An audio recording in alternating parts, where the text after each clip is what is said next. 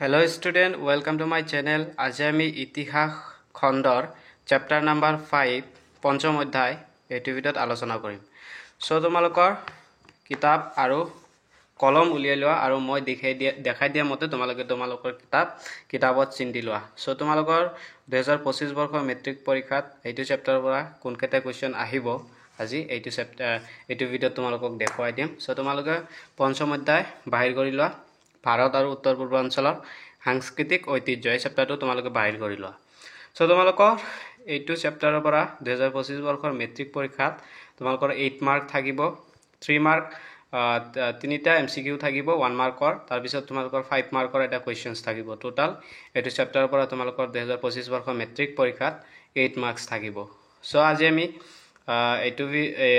এইটো চেপ্টাৰৰ ভিতৰৰ কোৱেশ্চনবিলাক আলোচনা নকৰো, ইয়াৰ অনুশীলনী কোৱেশ্চনবিলাক আলোচনা কৰিম। সো তোমালোকে ইয়াৰ অনুশীলনী কোৱেশ্চনবিলাক বাহিৰ কৰি লোৱা।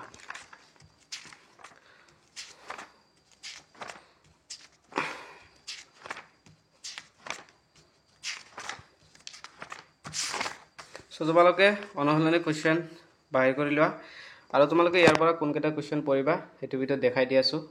সো চোৱা, এইটো চেপ্টাৰত বহুত কোৱেশ্চন হয়। সো তেনেকৈ একজেক্ট ক'ব নোৱাৰি যে কোনকেইটা কোৱেশ্চন কমন হ'ব। তো তথাপি তোমালোকে ইয়াৰ 1 নম্বৰ কোৱেশ্চনটো চাই থবা, হিন্দু সভ্যতাৰ পূবসীমা গাঙ্গেয় উপত্যকাৰ কোন ঠাইলৈ বিস্তৃত আছিল। 3 নম্বৰ কুৱেশ্চনটো চাবা, ঋগ্বেদৰ আনুমানিক ৰচনা কাল কি। 5 নম্বৰটো চাবা, প্ৰাচীন ভাৰতত ৰচিত ৰাজনীতি বিজ্ঞান বিষয়ক বিখ্যাত গ্ৰন্থখনৰ নাম কি। তাৰপিছত 8 নম্বৰটো চাবা, ভাৰত মুনিৰ নাট্যশাস্ত্ৰ কেতিয়া ৰচিত হৈছিল। 9 নম্বৰটো চাবা, ভাৰতৰ নাট্যশাস্ত্ৰত কিমানটা শ্লোক আছে। তাৰপিছত 13 নম্বৰ কুৱেশ্চনটো চাবা, মিজো শব্দৰ অৰ্থ কি। সো তোমালোকে ইয়াৰ গোটেইকেইটা কুৱেশ্চন চাবা, যিহেতু গোটেইকেইটা 1 মাৰ্কৰে হয়। সো এই চেপ্টাৰৰ পৰা বহুত কুৱেশ্চন হয় তোমালোকৰ। সো তোমালোকে 16 নম্বৰৰ প্ৰশ্নটো চাই থবা, অসমৰ প্ৰাচীন নাম কি আছিল। তাৰপিছত 20 নম্বৰটো চাবা, মাধৱ কন্দলীয়ে কাৰ পৃষ্ঠপোষকতা লাভ কৰি সপ্তকাণ্ড ৰামায়ণ অনুবাদ কৰিছিল। তাৰপিছত 22 নম্বৰটো চাবা, জিকিৰ আৰু জাৰি কোনে ৰচনা কৰিছিল। তাৰপিছত আজান পীৰ কেতিয়া অসমলৈ আহিছিল। তাৰপিছত 26 নম্বৰ কুৱেশ্চনটো চাবা, চাংৰুং ফুকন কি দায়িত্বত ন্যস্ত আছিল। 28 নম্বৰটো চাবা, অসমৰ প্ৰথম বাৰ্তা আলোচনীখনৰ নাম কি। তাৰপিছত তোমালোকে ইয়াৰ ৰচয়িতা অৰ্থাৎ ইয়াৰ ৰাইটাৰসকলৰ তোমালোকে নাম জানিব লাগিব। অৰ্থশাস্ত্ৰ কোনে ৰচনা কৰিছিল, কীৰ্তন, চুৰধৰা, পিম্পুৰা গোচা এইবিলাক কোনে ৰচনা কৰিছিল। ইয়াৰ ৰাইটাৰবিলাক তোমালোকে ৰাইটাৰৰ নামবোৰ জানি থবা। তোমালোকে এইকেইটা কুৱেশ্চন তোমালোকৰ ইয়াৰ পৰা এটা কি আহি যাব, MCQ টাইপ এটা আহি যাব পাৰে। সো তোমালোকে সমুদ্ৰৰ প্ৰশ্নৰ পৰা কোনকেইটা পঢ়িবা। 5 নম্বৰটো চাবা, বেদৰ 4টা সংহিতাৰ 4খন সংহিতাৰ নাম লিখা। 7 নম্বৰটো চাবা, সাংস্কৃতিক বহুত্ববাদ মানে কি।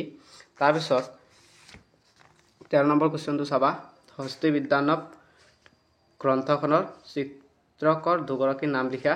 তাৰপিছত 15 নম্বৰ, জেং বিহু মানে কি। 18 নম্বৰ, আহোম ৰাজত্বকালত ৰচিত 2খন বুৰঞ্জীৰ নাম লিখা। তাৰপিছত তোমালোকে 28 নম্বৰটো চাবা, মোগল যুগৰ ক্ষুদ্ৰাকাৰ চিত্ৰ সম্বলিত 3খন গ্ৰন্থৰ নাম লিখা। 30 নম্বৰটো, ভাৰতৰ যোগবিদ্যাৰ বিষয়ে চমুকৈ লিখা। 31 নম্বৰ, ভাৰতৰ স্থাপিত কলাৰ 3টা বৈশিষ্ট্য উল্লেখ কৰা। তাৰপিছত তোমালোকে দীঘল প্ৰশ্ন কোনকেইটা চাবা, যিহেতু তোমালোকৰ 5 মাৰ্কছ কুৱেশ্চনছ থাকিব তোমাৰ দীঘল কুৱেশ্চনৰ পৰা। সো 1 নম্বৰটো চাবা, ভাৰতৰ সংস্কৃতি বহুত্ববাদৰ উৎপত্তি আৰু বিকাশৰ বিষয়ে চমুকৈ লিখা। 3 নম্বৰটো চাবা, ভাৰতৰ ধৰ্মীয় ঐতিহ্যৰ বিষয়ে লিখা। তাৰপিছত 4 নম্বৰটো চাবা, উত্তৰ পূৰ্বাঞ্চলৰ উমৈহতীয়া সুকীয়া পৰিচয় কেনেকৈ সৃষ্টি হৈছে। তাৰপিছত 5 নম্বৰ, উত্তৰ পূৰ্বাঞ্চলৰ ৰাজ্যৰ ধৰ্মীয় বাতাবৰণৰ বিষয়ে চমুকৈ। 6 নম্বৰ, অসমত আৰ্য অনাৰ্য সকলোৰে সমন্বিত অৱদানেৰে এক সংমিশ্ৰণ সংস্কৃতিৰ উৎপত্তি হৈছে প্ৰসংগটো চমুকৈ আলোচনা কৰা। ঠিক তেনেকৈ তোমালোকে 8 নম্বৰটো চাবা। সো তোমালোকে 9 নম্বৰটো চাবা, তাৰপিছত 10 নম্বৰটো চাবা। সো এইকেইটা তোমালোকে চাই থবা। তাৰপিছত তোমালোকে চমু টোকা যিবিলাক আছে ইয়াৰ পৰা তোমালোকে কোনকেইটা চাবা। সো তোমালোকে 3 নম্বৰটো চাবা, ভাৰতৰ সংস্কৃতি আৰু নৃত্যকলাৰ ঐতিহ্য। 7 নম্বৰটো চাবা, অসমৰ লোক সংগীত। তাৰপিছত ভাৰতীয় চিত্ৰকলা 2 নম্বৰ। তাৰপিছত 6 নম্বৰটো অসমৰ বৈষ্ণৱী সাহিত্য, যিটো SLC 2023ত আহিছিল। সো 2025ত অহাৰ এইটো সম্ভাৱনা আছে। সো তোমালোকে 10 নম্বৰটো চাবা, বিহু উৎসৱ। সো এইকেইটা তোমালোকে এই চেপ্টাৰটোৰ পৰা চাবা। সো যদি তোমালোকে মোৰ চেনেলত নতুন হৈ থাকা তো মোৰ চেনেলটো ছাবস্ক্ৰাইব কৰি দিবা আৰু বেল আইকনটো অন কৰি দিবা, যাতে এই ধৰণৰ ভিডিঅ' তোমাৰ মোবাইলত সকলোতকৈ আগত যায়। আৰু তোমালোকে ভিডিঅ'টো ভাল লাগিলে এটা লাইক কৰি দিবা। সো আজি আছিল এইখিনি ভিডিঅ', পিছত লগ পাম নেক্সট এটা নতুন ভিডিঅ'ত।